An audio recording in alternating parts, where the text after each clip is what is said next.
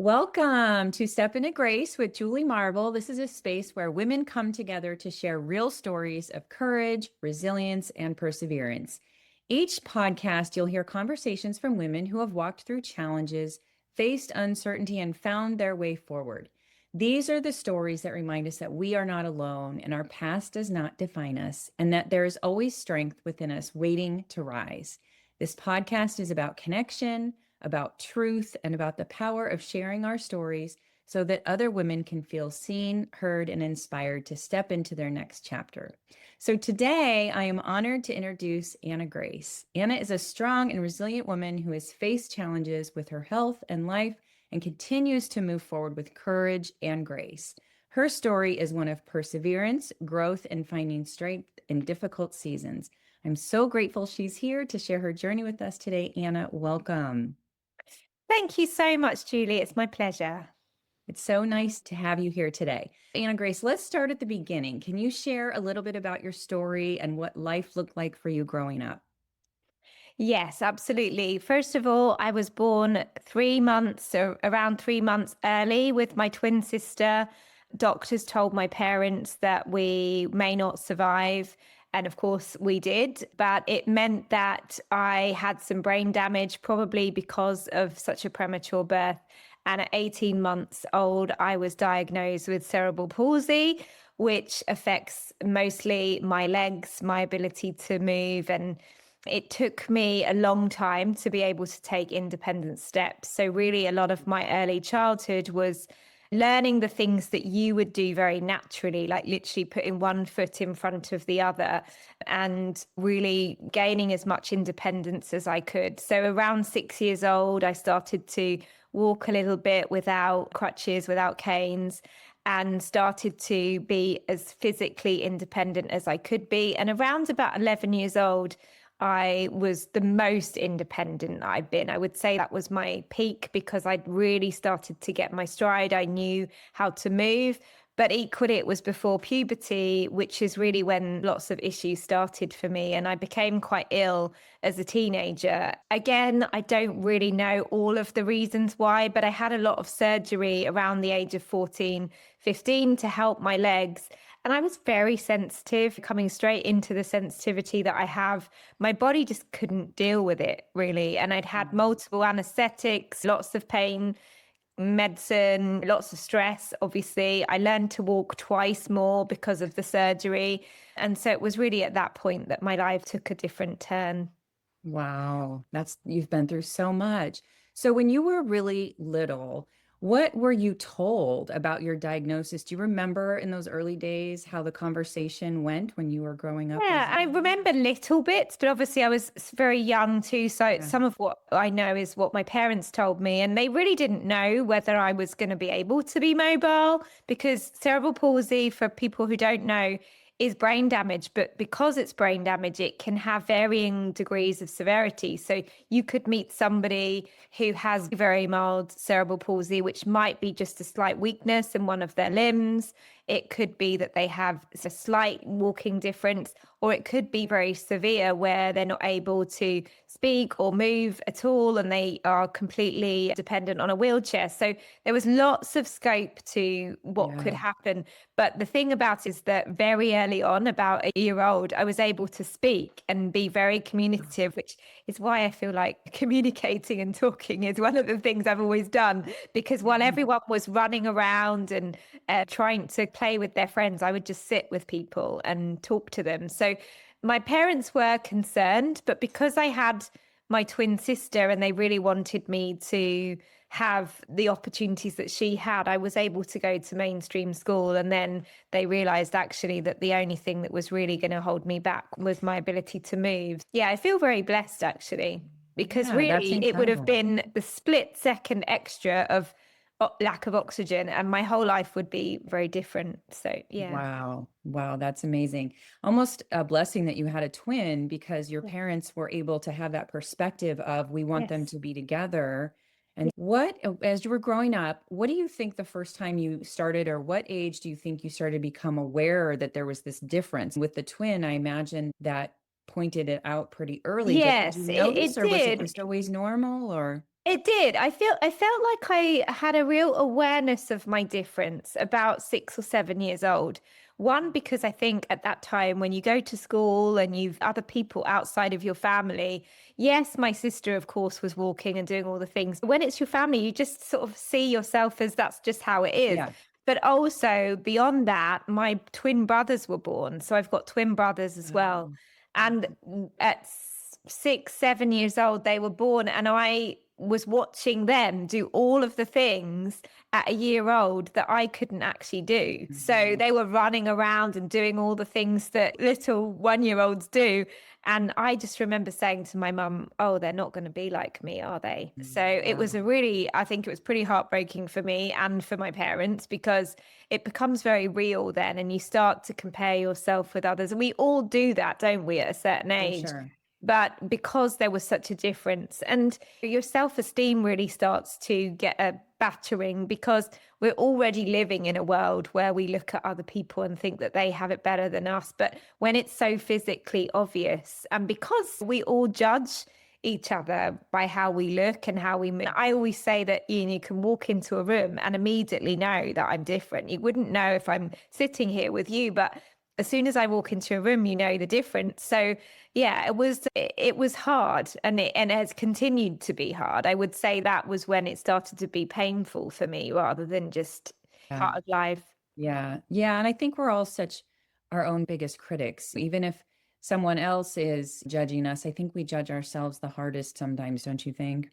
Yeah, exactly. Because we start to have the awareness that we're different. And then that happens over and over in our lives. But most people, I always say to people now, all the things that we think about ourselves, most people actually don't even think about us. They don't Yeah. even Right. care about what we're Because they're thinking wearing or about what we look like. themselves. I know, I know, there's Right? too much going on. If I look at someone, usually it's like, oh, they've got a lovely outfit on, or Right? oh, yeah, they look really radiant, or oh, wow, they're such a good person. You're not really looking at their shape and size and how they walk. Right. We do live in a world, unfortunately, that does like to pick out difference. We do Mhm. live in a world where we want to fit in, we Yeah. want to be seen to belong somewhere. And I would say that's why I would say my body is my greatest teacher and my greatest pain because Yeah. I think I'm a really good person. I do. I But do too. all of my self esteem or issues around self esteem has been based on my body because it's Yeah. been the thing that has separated me from other people. And we all have that, I think, as women anyway, don't we? There's all sorts of Right. reasons why we could think that we're not good enough. And I meet people that I would see as aesthetically really beautiful and they still don't like themselves. Yeah. So it Yeah. actually, I've realized that there are lots of reasons for that. I've just made that my reason. Yeah. It doesn't have to be that way. Yeah. Yeah. Yeah, I think that's so true. It's all such a sliding scale of comparison, even as we age or our bodies change. And we think back to when we were 21 or 22 and, Yeah. oh, I'm so fat and I'm so this and that. And now you're 40 and you look back and you're like, wow, I was really, what was I I know, thinking? exactly. I was saying that to someone else the other day because I think I look at it now and I think I'm sure when I'm in my 50s and 60s, I'm going to be, oh, I'm so young. What am I thinking Right? about? I'm 45. I've got so I much life ahead of know. me. And I'm judging myself against a 20-year-old version. Right. Why do we do that to ourselves? It's a Because strange everyone we love perspective. We all do ages, it. don't they? Yeah. Yeah. Yeah. Yeah. So let's talk about school and your childhood a little bit. What did that look like? It sounds like the beginning of school was one way, and then when you hit those puberty ages, things change. So what would be some of the biggest challenges that you faced in school, or what was school, first of all, like for you? Were you able to go all the time? Yeah, up until I was 13, I was in regular school. I would actually say I really quite liked school, especially my early years. I love writing. I was very involved in all the school plays. I loved singing and music. So I was in the school choir. I felt really part of school and Yeah. I was very lucky in that way. And then when I had surgery to help my legs, as I said earlier, I knew that I was going to have about a year off school or Hmm. intermittently about a year off school. And everyone would think that was a great thing, but it actually was really isolating. And even Yeah. with my twin sister, I was very fortunate that at least I could see her and I saw a couple of our friends that would come and be with her. But it was really difficult. And again, compounded the feeling of being the odd one out, the black sheep. And my education was very different from then on because I had a lot of home tutoring. A lot of my schooling from then on was done just with one lady sitting with me and teaching me.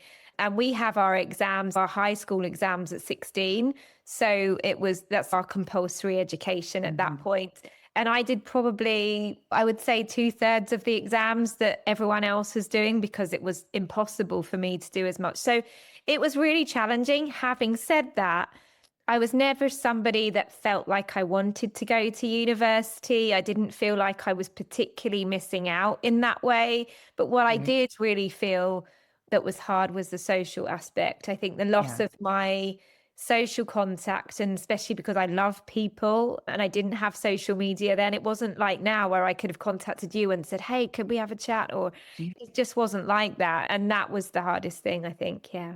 Yeah. And so do you think that started to change the way you were with your identity, the way you viewed yourself, or what was it that navigated you through those emotions and those difficult times? Yeah, it was really interesting because on one level, I could say, oh, it was really painful. I found my Yeah. teens really difficult, particularly because I was told that I was going to have this surgery and that it would help my mobility, it would give me more independence and freedom, and it would give me what I was really struggling with. And in fact, it was the opposite. So I think the hardest thing for me at that point was I felt like my dreams had shattered, Yeah. honestly. It sounds dramatic. That's what it felt Well, like. that's so And disappointing for you to it's be, so disappointing. feeling And that optimistic really is and some, then yeah, it is because it's if I said to you, when you do this hard thing, this is going to happen and it's going to be worth it. great It results. was, Yeah. yeah, it wasn't. Although I have a different perspective about that, so I'll share that later. Okay. But I feel the blessing in it was though, towards the sort of mid to late teens, because I was in a search for comfort and healing and support medically when everything was really challenging. I started to meet people. I met amazing massage therapist and reflexologist. I met people who gave me acupuncture, and I would have all these really deep conversations with people. So I started actually to be surrounded by a lot of older people Yeah. and have conversations that I don't think I would have had if I was Yeah. your regular 17, 18-year Right. old. And it really led me to where I am now. And we would Yeah. talk about things like intuition and finding purpose in the really difficult times and what it Mhm. meant to be a really sensitive person. So actually, I think it's always been the people that I've met that have saved me. Honestly, it felt like that if we believe that we choose our experiences and our lifetimes and various things, that it always felt to me like the people that I was going to share this space with have been the sort of reward or the compensation for the things that I've been through. So I've always been Yeah. very lucky like that. Yeah. Yeah, that's so interesting because probably those people didn't even realize what kind of an impact they were having on you. They were just doing their Yeah. job and having Yeah. conversations. Yeah. Wow, Yes, I that's think there are one or um, two people that were very much part of my life for a long time. One particular person called Jude. She unfortunately passed away about 3 years ago now, 4 years ago now. And she was very much like a sort of extra mother to me in the end. And we used to have so many conversations, and then we became just people that just hang out in general. But yeah, yeah, I agree. And I think that goes for all of us, doesn't it? I Sometimes I know. show up and you can have a conversation with someone, and it's not till much later on that you actually find out that what you said really made a difference. And I try Yeah. to remember that because we don't always know, do we? We really don't. No, we don't always hear the confirmation later. People just move on with their lives. You could always be making a difference and not be aware of it, I think. That's very, Exactly. Look at this podcast. The great thing about technology is that somebody could be listening to this in 2 years' time. yeah, And I completely forgotten about it, but somebody right. might contact me and say, I found you while you were talking to Julie. And how amazing is that? Yeah. That's so amazing. I know. And that's why it's just my passion to bring people together. And I think doing it online is such a great way to reach more people as Yeah. well.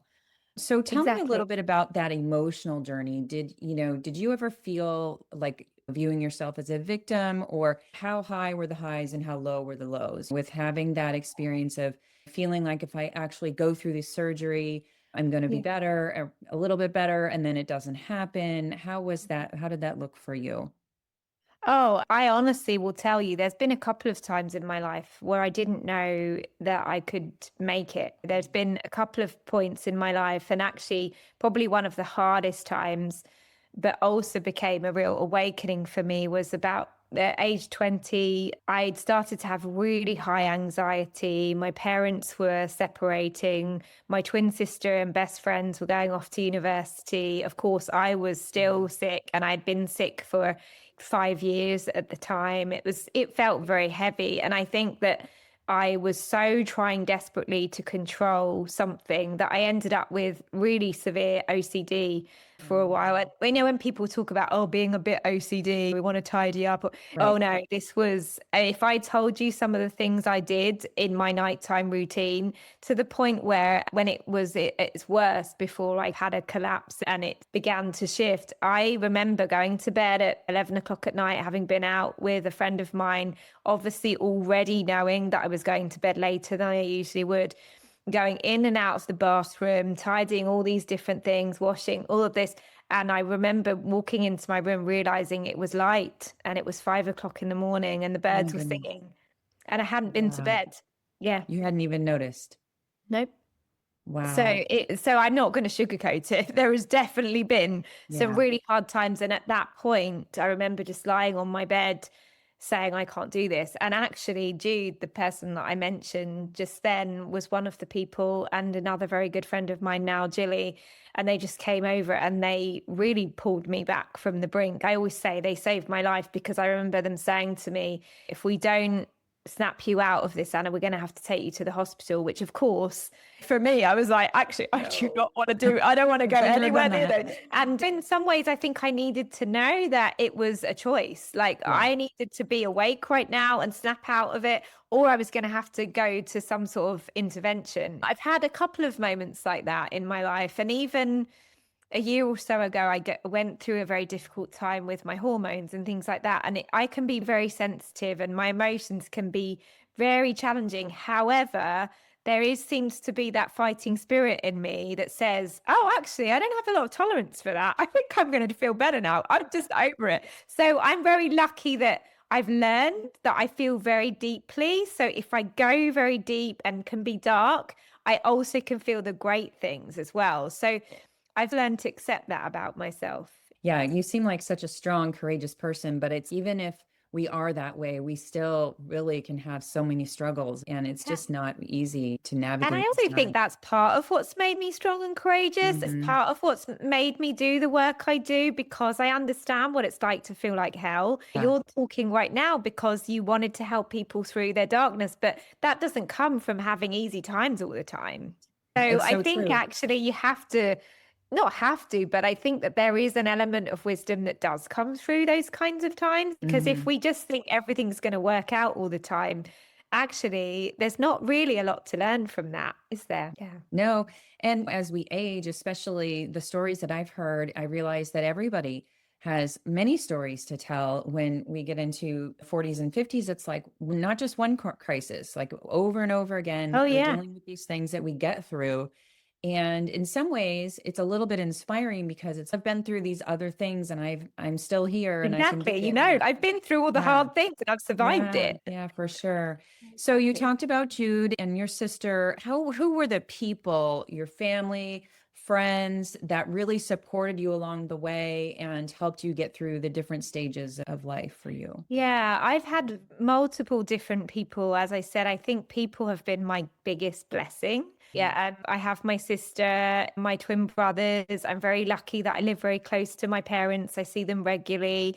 My grandma, who passed a few years ago, was also a big sort of integral part of my life as well.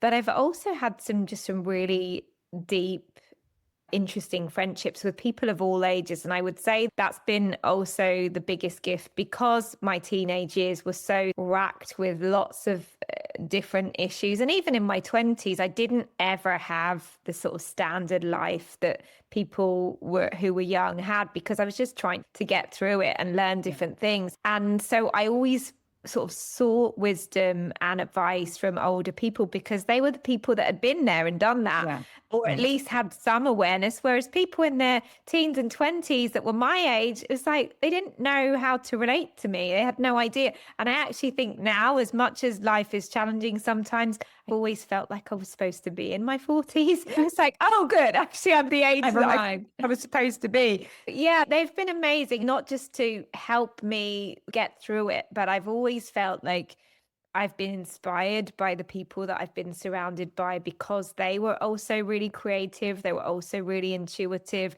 They also had felt different or perhaps the odd one out in their families. Yeah. And I could see that it was okay to carve my different path and that it didn't have to look like everyone else's. And maybe that was the beauty in what I saw in them, that my favorite people had also been through lots of struggles. I would say that most of the people that I love have got big stories. I love that. And that's so inspiring when you hear someone that's been through so much and then they get to that place where they're like, oh, this is my gift. This is what, has provided me with whatever opportunities are to come. So let's move into that space. So as an adult, what is life starting to look like for you now? What kinds of things are you doing in your life now? Oh gosh, really in my early 20s when I started to have these different experiences and realized that my sensitivity was a gift and that perhaps I wasn't supposed to do what everyone else did, I decided to just follow the things that I love, which was to help people. I took a class that was all about connecting with the angels and being intuitive. I had no idea really what to expect. I just thought it would be a nice thing and I would meet nice people, but I've never done a different job. So it was always a blessing for me because I could work from home. I did some classes and I still teach some classes now in person as well as online. But it means that I can do things that feel deep and meaningful for me. And I feel so much purpose with my work. It's not, oh, great, I get to earn money and pay my bills. This is part of who I am. I Yeah. can't really imagine not writing and not helping people as I do. And it's all I've ever known, actually. Some people say, oh, what was it like earlier on? This is my only job. So I feel it's very much an essential kind of integral part of me. And growing up, even in my 20s and 30s, and now the only difference is that I trust it more, that I've become more comfortable with what that looks like for me and how I can support people. And at the same time, making sure that I have room to not take things too seriously. It can be quite hard sometimes when you meet people that are going through a lot, but there's a lot of joy in it too, because we have to take ourselves lightly. We can't just always be in that heavy space. And to me, working with energy, connecting people with their intuition and the angels feels joyful to me as well. It feels really supportive and it's what I needed. So I feel like I'm also able to give people what I needed at that time as well. Yeah. So was there a turning point when you went from just coping with life to really owning your story with your resiliency, with what, where you shifted, or was there a moment or a person or a time that you remember where your perspective started to change a little bit? Yeah, it was back in my early 20s. I actually had a very profound experience where I had been really unwell, as I talked to you about. I was highly anxious, had been really struggling for a long time. And I went to bed one night and I was just in that sort of in between space, feeling quite sleepy. But I just saw a huge light in my room, which was golden and pink and warm. And I knew that it was an angel because it was the most loving, most peaceful energy. I can't really describe it because it's not really a wordy thing. It just Yeah. feels so profound. And it didn't change things overnight, but what it did do was lead me to take a couple of different classes and lead me to different people. And because of that, I really found a sense of purpose in what I was doing. It felt like everything had led me to that moment. And then because of that, even through the ups and downs, like you say, you could feel that there was some kind of meaning to it all. And I was able to see it with different eyes. I think I could see it from a higher perspective. I was not so stuck in the why me or the struggle. Yeah. I was able to say, if that hadn't have happened, I wouldn't be who I am. And yes, potentially I would never want to wish any of those things on others, but I don't think I would change it, honestly, because of Yeah. what's been a gift for me. And I don't know whether I would be at all the same person without those things. So it really shifted me out of victim mode and into, it felt empowering. It felt like it had been given to me as a calling in a way. Like I absolutely believe that my soul said, okay, you're going to do this and it's going to be pretty hard, especially the first sort of 25 years of your life. But after that, you're going to realize that all your differences feel, yeah, like a superpower. It's so amazing when we can get to a place of being grateful or showing gratitude for what's shaped us into the women that we are as adults. We realize that's part of our story. And without that part of our story, we wouldn't be who we are today. Yeah, I always say that in fact, there's one of the messages I think in my book or in my cards that says, if you are grateful for one single thing in your life right now, then you have to be grateful for all of it because Yes. it's all connected. Yes. I love that. So, what have you learned about yourself that you're most proud of? I have learned that being different is really wonderful. I've learned that I don't really want to be doing the quote unquote normal things. I don't even know what that is, to be honest. Right. As much as sometimes I would want to swap out some of the pain and the struggle, I like the life that I've been given. I understand that I have got a deep sense of who I am and I'm very resilient. I can move through things that feel like the deepest, hardest thing and come out like I'm rising and stronger. I feel that it gives me part of my radiance in a way because I know how hard it can be. I really don't take things for granted. I'm very aware of the simple joys as well. And that actually, in those moments when I didn't do anything, when I wasn't able to work and I didn't feel like my life had particular meaning, that perhaps I was enough just as me, and that if I did sit on my couch for an extended period of time and I was just resting and taking care of my body, that maybe I was enough anyway. So I always try to remind people that we're not defined by all of the things, that actually the love that we have in our lives, the way that we treat others, the way that we treat ourselves, that's what we take with us, right? We don't take all of the material Yeah. stuff. And nobody's going to say to you and I on our last days, like, how much money did you earn? What house did you live in? They're going to go, oh, do you remember that great memory that we Yeah. had? And oh gosh, that conversation was so great.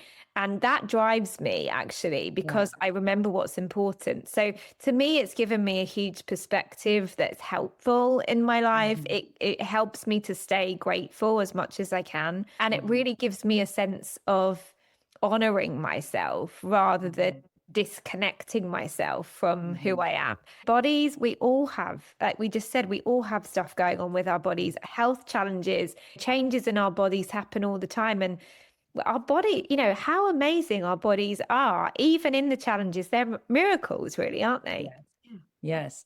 And you've got such a gift of your personality being so warm and welcoming and friendly. And I'm sure that contributes to your work. So tell me, what does it specifically look like that you do for work in your adult life? Yeah.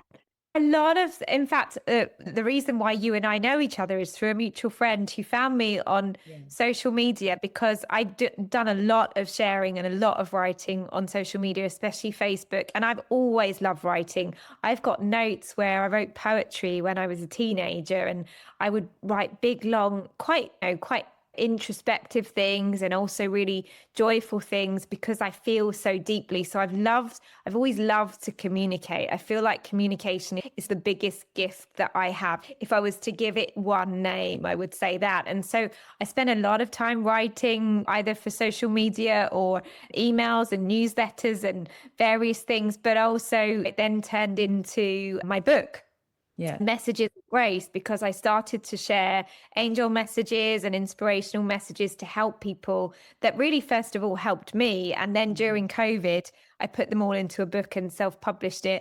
And then more recently, I've also turned that book into 2 decks of angel cards. So you also have the option of being able to put a card each day and get that inspiration that way. But on a day-to-day basis, one-to-one, I do a lot of sessions with people on Zoom where I connect with them and their own higher selves, the wisdom that they have within them, supporting them with their relationships, with their families, with their own challenges. And as life happens, when we meet people and we don't necessarily realize that we have things in common with them, but we really do, Yes. because that's how life works. So a lot of the clients I have that will come to me for an intuitive session, for an angel reading, will have something in common with me. They'll have a physical Mhm. challenge, or they'll be going through something with their fertility, or they might be somebody that is really sensitive and has found life really difficult because they potentially have found me somewhere online or on my website, but also just because that's how life works. We Yeah. attract people that are similar, don't we? It's Yeah. so true. That's so true. So, for a woman that's listening who might feel different or limited or discouraged, what would you want them to know? I would want you to know that, first of all, your feelings are valid. It's not supposed to be that you're optimistic or positive all of the time. In fact, I think that the reason I can remain on the whole positive and grateful is because I allow myself to feel the difficulties of that. If I'm having a bad day, you're going to know about it. And I actually often share those moments because I think it's really important for people to Yes. feel like their vulnerability and their challenges are seen and accepted. So I would say that, first of all. I would also say surround yourself with people that in some form feel that you can share and feel safe with, because even if you have one person that feels like they understand you, that can make all the difference. If you feel less alone, that really counts for a lot of things. It doesn't change the circumstances, but it really does help. And then I would also say, if you can find something that you're grateful for in each day, if you're having a really difficult time, if life has thrown all sorts of things at you, whether that's physical challenges, whether it might be the breakdown of your marriage, or your health has changed, or something's happened in your family, or maybe you've lost someone, it can be really difficult to feel grateful at that time. But coming back to the simple, basic things really starts to open us up and to keep us in that mindset of, I don't have to figure everything out right now, but I can feel some tiny bit of hope there as well. So I think if we keep hope alive, that's really important, because if we lose hope, then that's when it can get very scary. Yeah. Yeah, and gratitude is such a magical thing because it's contagious in our mind. I remember a time when the only thing that I could think of was my dog, because the dog was just always there. And so it was like, if I can hold on to this one thing that I'm grateful for the dog, then I can start to pay attention to other things and it starts to grow a little bit. And you're actually looking for things that you're grateful for throughout the day because you're wanting to Exactly. have some more things to add in your Exactly, list. because it at least helps you to feel it's not discounting the hard, but it's also Mhm. saying that it's really interesting, because I think I remember somebody saying this to me not that long ago through a really hard time. And she said, I know that feels really painful right now, but I want you to know that there are seasons in life and nothing stays the same. And it felt really trite in a way to hear that at the time, because it's like, yeah, but I'm in hell. So what do you know? Right. But I know. actually, it's true that It is even in true. deepest pain, even when you feel like you've lost the most important thing, or maybe something feels like it will never ever be okay, the intensity of it doesn't stay the same. Yeah. Yeah, it doesn't. Yeah, it's so true. So what would you say to your younger self if you could thinking of either, you as a 14-year-old or you even in your 20s when you were really struggling with the anxiety, what would you say to your younger self if you could sit with her today? I would say that you are enough as you are, that you are loved in ways that you can't imagine right now. And that while things may continue to have their ups and downs, you will find great purpose in the things that have made you feel so much pain. Yeah, because that's what I've searched for, I think. And I was lucky in a way to find that quite early. I think it kept me alive, honestly. I Yeah, think that sense of purpose and meaning kept me alive, and being of service and sharing. I always say that if I can't share like I'm doing with you now, then what is the point of it? For me, it yeah. doesn't feel very purposeful. But if I can say one thing that might make somebody else feel a little bit more hopeful, a little bit more understood, then to me, that's worth it. Yeah. I love that. That's so beautiful. So, how do you think women can begin to build confidence and self-acceptance no matter what their situation is? I would say to be accepting doesn't mean that you have to love everything. It doesn't mean that you have to say, oh, I'm the most beautiful person in the world, Yes. or my life is perfect. It's actually saying that even with my flaws, even in the pain, even in the challenge, I'm going to treat myself just a little bit more like I would a friend. Would I say that to somebody I really love? No, I probably wouldn't if I'm beating myself up, because I would never be cruel or harsh to somebody that is my friend. So, therefore, in fact, I used to have a bit of an agreement with a good friend of mine. If I started to feel myself going off on, oh, this is Yeah, terrible, I've feeling been, sorry. oh, or she would, I'd be like, would you say that to me? And it was a great way to Mhm. shift my perspective and go, oh, yeah, actually. So Yeah. it's a practice. I do think these things are a practice. It is a mindset shift. Starting to listen to the voice that's going on in your head, asking yourself, is that loving? Is that Mhm. kind? You don't have to love everything about yourself, but being kind is a really helpful way of viewing it as something expansive and nurturing rather than really restrictive and painful. Yeah. Yeah, I love what you said about the mindset is it's almost like building a muscle or a It practice. is. Yeah. Shifting your mindset doesn't happen just with the snap of a Yeah. fingers. You really have to become aware and then make the mindset shift and practice that each time it happens. Exactly. And sometimes for me, that's like a day to day thing. If I Mhm. wake up in a day like today and I'm feeling good, then that's really easy to say. Today, Yes. I can say that to you. If I'm feeling in pain or like something has gone wrong or somebody is not understanding me, like that is my work for the day, to be as kind to myself as possible. We can have kindness and hope in a really sunny day, can't we? But it's Yes. actually when it's a tough one that we need to use it the most. And that can sometimes look like giving yourself a bit of a hug and saying, what do I actually need in this moment Mm, to feel mm, a bit more peace? Do I mhm. need to reach out to someone? Do I just need more sleep? Or am I dehydrated? Like sometimes it can be as simple as those things to bring you Yeah. back into a bit of a central place. And again, sometimes just being neutral about something is a good place to start. You don't even have to love it. I don't love Mhm. a lot of my experiences, but I can be embracing of them. I can say, I know that I would never speak to you in that way. And so, Mhm. therefore, it helps me to be my friend. It helps me to Mhm. be a friend to myself rather than a fearful kind of voice. Yeah. Yeah, and I think, like you said about being dehydrated, sometimes it's about your physical state. Sometimes you need to change or distract or do something physically because once you start to move or do something different, now you've been distracted from where whatever, position that Yeah. you've been in, feeling sorry for yourself, and it can change everything.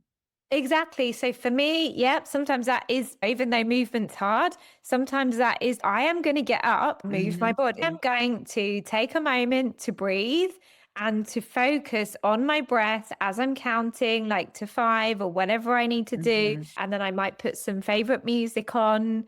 And before I know it, like 10 minutes has gone by. And actually, even though I'm not feeling amazing, I'm still not thinking about the thing that I was thinking about Yeah, before. That's going round and round in my head because right. there is a distraction and it becomes like an intervention in a way. And then the Yes. other thing I would say for me, whether you pray or whether you have some kind of belief in something Writing in a other than journal or yourself, you spiritual. can Yeah. just say, you help me. I don't know what to do right now. So you help me with this. Thank you. I always say it as thank you, as if it's already happening. Thank you for helping me with this situation that's really stressing me out right now. And then it means that I'm turning it into a prayer rather than keeping it stuck in my head. So I feel like whether I do that to my friends or in my spiritual practice, it makes me feel like I'm doing something about it rather than staying stuck in my own thoughts. Yeah. I think that's so key, to have a higher power, that we Yeah. don't have to do this alone. We don't have to walk through life alone. And there can be something more to lean on to get us through those difficult times. I love Yeah, I that. mean, it's also obviously it's what I do. Yeah. It's a big part of me. So if I didn't do that, it would be a bit silly. But sometimes I have to practice my own medicine. We Oh, have to be wow. Yeah, I've been reminded. really struggling with that. Yeah. Oh, yeah, I've just spent the whole morning really struggling without actually connecting to Without that doing your beautiful own love work. and light that Yeah. I know is there for us. Yeah, but the thing is, we're human and we sometimes need to take it right back to basics. Mm. It's not about something complicated. In fact, if we're really having a difficult day, it's as simple as possible, isn't it? We're never going to remember all the things when we're having a stressful time, but coming back to those key things. Sometimes I even put a reminder on my phone and I let it beep at me and it say, have you done this? Have you taken a breath? Have you had enough water? If that helps you, if you need a reminder, it can be a great Yeah. way to use your phone. Yeah. I think that's so incredible. And your story is so inspiring. And I've just loved talking to you. So speaking of your work, will you share with us what you do? And I want to see if you've got your information in front of you. I would love Yeah. for our listeners to know where to find you and learn more about what you do. Sure. So this is the book that I published during COVID, and it's full of angel messages. So messages of grace. See, if you are not sure about the angel thing, you could just see them as loving messages, honestly, because that's what they are. They can be about your well-being. They could be about your relationships. It could be about manifestation or releasing or emotions. There's all sorts of different topics in there.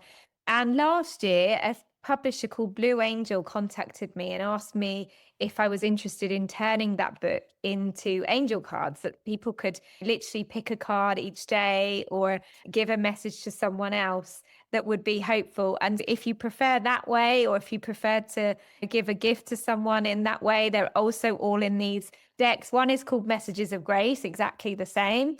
And one is called Messages of Angels, but they're basically half my book in I each deck. love So, that. Can you take one out and show us what one of them sure, looks I absolutely like? can. In fact, I can pull you a card. I can Oh, tell you, let's do give it. you a message for Okay. everyone. So I'm just going to shuffle a little bit and ask for a message for all of us that are talking and listening. And here's the message that wants to pop up. Yeah. Okay. Oops. Nearly dropped it.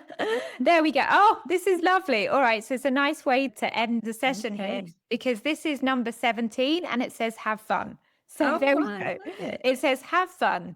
Joy is your natural divine state. When you play or do anything that lifts your heart, you automatically raise your vibration and gain clarity, and everything flows more smoothly. For that reason, fun, play, and laughter are essential to your well being and should never be underestimated. We love you, your angels. It's so beautiful. So, yeah, to me, it's like I wrote them because I was asking the angel, like, what do you want me to know about this? Right. And I started to share them on my social media, and people and it's like talking to your best friend, really. That if you want to see Yes. it that way, it's like a little Right. note to remind you, hey, maybe you can focus on that today. So if you are listening and you've had a difficult time, never underestimate how powerful it is to do something that lights you up. It could be watching your favorite movie if you're really struggling. It could be putting your favorite song on or calling somebody that makes you laugh. There's nothing like that to instantly make you feel better, is there? Yeah. They're so true. So true. So where can people find both the book, the cards, and then how can they get in touch with you if they're interested in working with you online? The best place that you can find me is AnnaGraceTaylor.com, ANNAGRACETAYLOR.com. You have all the links to where you can buy my cards. They're mostly on Amazon. For everyone who's international, you can buy them on Amazon. You can also find details about my one-to-one private sessions and my class. They've got a class coming up in May where I can teach you how to connect and communicate with your angels yourself. And that's all online. So wherever you are in the world, we can connect it. As long as I know that you have access to Zoom and we have internet, then anything is possible these days, isn't it? It is true. I'm so grateful we were able to connect. And thank you so much for being our guest on Step Into Grace podcast today. This has just been such a delightful conversation. And we would have never met without the internet. So I'm so grateful we Exactly. were I'm able so to do that. grateful to you. Thank you so much. And it is an example of we don't have to be in the same space to support and inspire each other. And I know that's what you want to create with your network, isn't it? That's right. That's right. Thank you so much, everyone, for joining us. And everyone have a great day. Bye for now. Bye bye.